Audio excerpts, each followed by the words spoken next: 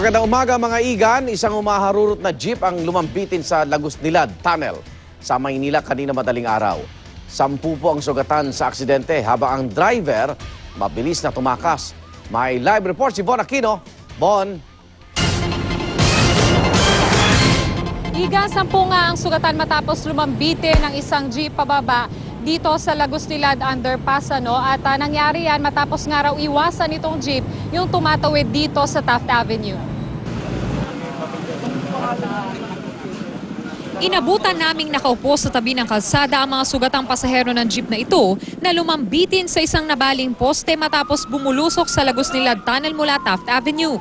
Ayon sa mga pasahero, mabilis ang patakbo ng driver ng jeep na biyaheng Pasay Rotonda patungong monumento. Kumabig daw pakaliwa ang jeep hanggang sa halos malaglag na ito sa underpass kasama ang inararaw nitong poste at puno. Mabilis yung takbo tapos biglang may tumawid, iniwasan niya. Tapos pagkaiwas niya dito na kami dumiretso. Kasi nakita ko yung iniwasan niya, gumulong pa rin eh. Hindi ko lang alam kung anong nangyari.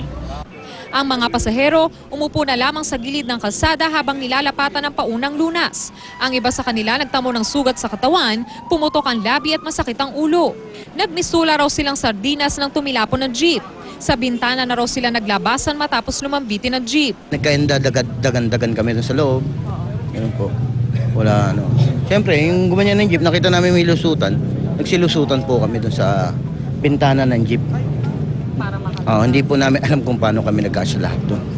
Tumakas naman ang di pa nakikilalang driver na naisakay pa raw ng isang pedicab driver patungong Gagalangin Tondo sa Maynila. Ano itsura po ng driver? Nagmamadali, mukhang takot? Namumutla. Nangihina pa yun. Tapos, ano sabi niya? Ba, kapatid mo sa Divisoria. Sa kapatid niya. Ano pagbayad ba? Ang 20. Wala naman sugat sa Meron. saan yung sugat? Dito sa amin, tapos sa ulo.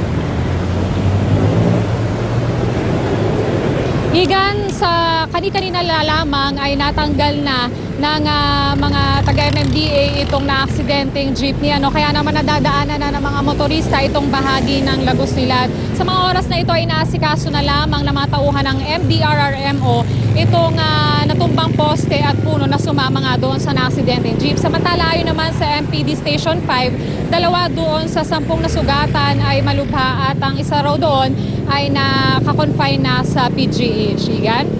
Maraming salamat Bon Aquino.